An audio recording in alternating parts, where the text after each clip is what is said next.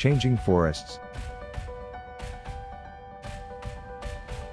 We start our exploration of the world's forests near San Julian, Bolivia. Take a look at the pie-shaped patterns that emerge.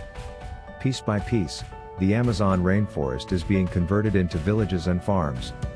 Each square measures 5 kilometers, 3 miles, per side. In the center, a small village houses a community as they cut the forest and turn it into agricultural land. In areas like this, much of the land is being used to raise soybeans, 2/3 of which are used as animal feed for the beef and pork industries. Soybean farming is one of the 2 biggest drivers of deforestation in the Amazon. Large swaths of forest in Brazil, Argentina and Bolivia have been cut for soybean farming. What if you found out that just 4 commodities so pervasive in modern life that we encounter them daily, are responsible for more than half of the world's tropical deforestation? What if you learned that many of the other commonly cited causes of deforestation, such as cocoa, sugar, and coffee, are now only marginal parts of the global problem? Surprisingly, all of this is true. Just 4 commodities, beef, soy, palm oil, and wood products, drive the majority of tropical deforestation. Why does deforestation matter? Forests, especially tropical forests, store enormous amounts of carbon. When forests are destroyed, that carbon is released to the atmosphere, accelerating global warming. Deforestation accounts for around 10% of total heat-trapping emissions, roughly the same as the yearly emissions from 600 million cars. In addition to storing carbon, forests provide important habitat for a long list of endangered species, and they offer many other benefits, such as clean water, forest products, and livelihoods for indigenous communities. With large areas of cheap land, relatively low labor costs, and a year-round growing season, the tropics have become a favored location for large-scale industrial commodity production. Eliminating emissions from commodity-driven tropical deforestation can play a huge role in reducing climate change, and we can do it in the near future. The 4 major drivers, and some minor ones. The following 4 commodities are the largest drivers of deforestation. Together, they have an outsized impact on the health of our world's forests and climate, annually contributing 3.83 million hectares of deforestation, an area about the size of Switzerland. Adana/Pixabay. Beef cattle. Of the 4 major deforestation drivers, beef has by far the largest impact. Converting forest to pasture for beef cattle, largely in Latin America, is responsible for destroying 2.71 million hectares of tropical forest each year, an area about the size of the state of Massachusetts, in just 4 countries. This is more than half of tropical deforestation in South America, and more than 5 times as much as any other commodity in the region. Learn more greater than. Zesmeralda/Flickr. Soybeans.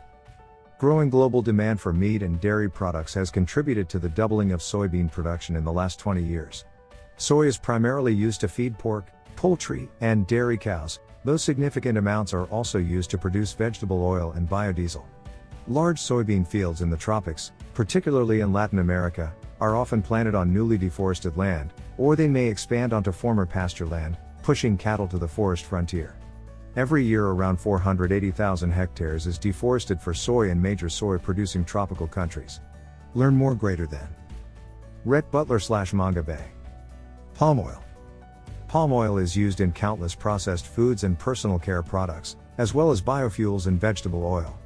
Produced largely in Southeast Asia, palm oil packs a powerful climate punch, not only because of the amount of land deforested annually, 270,000 hectares in 3 leading countries, but also because much of this area includes the carbon-rich soils known as peatlands.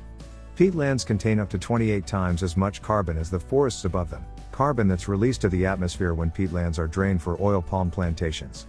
As a result, palm oil contributes the most global warming emissions of any commodity besides beef. Learn more greater than. Mayumi Terao. Wood products. Perhaps the most iconic symbol of forest destruction, wood production has been shown to cause around 380,000 hectares of deforestation annually in key countries, though the actual number is likely higher. Wood products can be divided into 2 categories. Pulp is made from tree fibers and used to produce paper and related products. It drives deforestation primarily in Indonesia, where forests are cut down for plantations of fast-growing tree species. Timber, used for construction or high-end products like furniture, is most clearly linked to forest degradation, in which valuable tree species are harvested and the rest remain. Degraded forests are more likely to be targeted for conversion to other land uses. Learn more greater than. Other drivers. Besides the four mentioned above, many other commodities contribute on a smaller scale to tropical deforestation, including coffee, rubber, cocoa, and sugar. While these commodities may have caused significant deforestation in the past, and might again in the future, none of them currently has an impact approaching that of the four major drivers. Learn more greater than hectares. How much land is that? Talking about deforestation means talking about land area. The metric unit scientists generally use for this purpose, the hectare, may be unfamiliar to many American readers. A hectare is an area. Solutions. Because these commodities are in so many widely used consumer products, changing the way they are produced could have huge benefits for the climate, forests, and people around the world. And this change is possible. There are strategies to produce beef, soy, palm oil, and wood products in ways that allow the world's forests to thrive. Already innovative governments and companies have begun taking real steps toward protecting forests from destruction. Deforestation in the Brazilian Amazon fell by 70% from 2005 to 2014, largely thanks to temporary agreements by processors and exporters to stop buying cattle or soy linked to deforestation in the region. Some companies have made commitments to ensure that future sourcing of their commodities, most often palm oil, will be free from deforestation. Yet these temporary and partial measures are not enough.